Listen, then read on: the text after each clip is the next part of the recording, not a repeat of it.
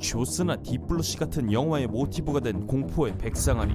우리는 이 녀석을 식인상어라고 불렀습니다. 하지만 엄밀히 말하자면 백상아리는 식인상어가 아닙니다. 식인상어라는 용어 자체가 인간의 빈번히 습격하고 잡아먹는 상어라는 것인데, 그와는 다르게 녀석들은 사람을 먹이로 보고 있지 않다는 연구들이 있기 때문이죠. 그래서 국립수산과학원을 비롯해 해양경찰청, 지방자치단체 등에서도 명칭을 식인상어 대신에 포악상어로 바꾸고 있고, 사람들에게도 그렇게 권장하고 있습니다. 상어가 사람을 먹이로 생각하지 않는다는 근거를 뒷받침하는 자료가 전 세계에서 해양생태학 등의 연구들을 통해 점점 늘어나고 있습니다. 특히 고래나 고등어 등 어류의 피와 사람의 피를 각각 맞게 한 실험에서 사람의 피에는 거의 반응하지 않는다는 결과들이 2011년 이후 꽤 많이 존재하고 있죠. 또한 호주 시드니 대학의 연구팀은 최근 성체가 되기 전에 백상아리 40마리의 뱃속을 관찰하여 녀석들이 섭취한 먹이를 가려낸 결과 연어류가 30% 이상, 아귀 등의 물고기가 17% 남짓, 가오리꺼가 15%, 놀래기과 등이 5%가량을 발견되었는데, 이 연구에서 중요한 것은 배를 채우는 대부분의 먹이들은 바닥에서 서식하거나 중간층에 사는 어류라는 것이며, 이로 인해 백상아리는 수심 200m에서 5000m의 바다 깊은 곳에서 대부분의 시간을 보낸다는 결과를 얻었습니다. 물론 아프리카 남부나 미국 서부처럼 해안 근처 수면 위에서 사냥하는 백상아리가 많은 지역도 있지만, 보통 지방이 풍부한 물범, 물개, 바다사자 등을 섭취하기 위해 올라오는 것이죠. 그러니까 대부분 수영이나 해수욕을 즐기는 사람들은 먹이를 먹기 위해 수면으로 올라오거나 공격하는 일은 거의 없다고 보면 되는 것입니다.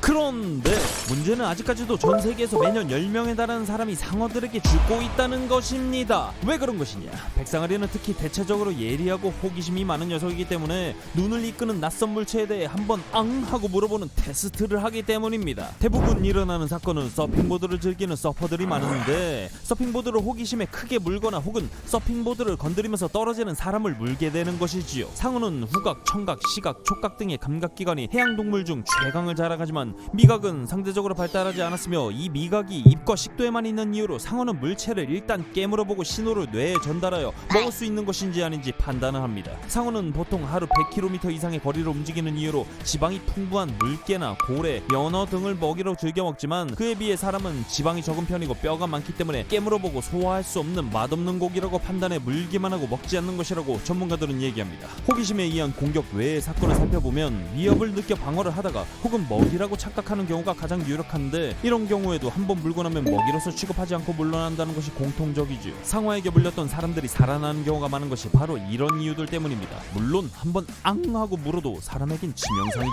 어쨌든 매년 10명에 달하는 사람이 상어에게 죽는 것보다 샥스핀으로 인해 매년 7,300만 마리의 상어가 죽는 것에 더 관심을 가져보는 게 좋지 않을까라는 생각을 하면서 마무리해봅니다.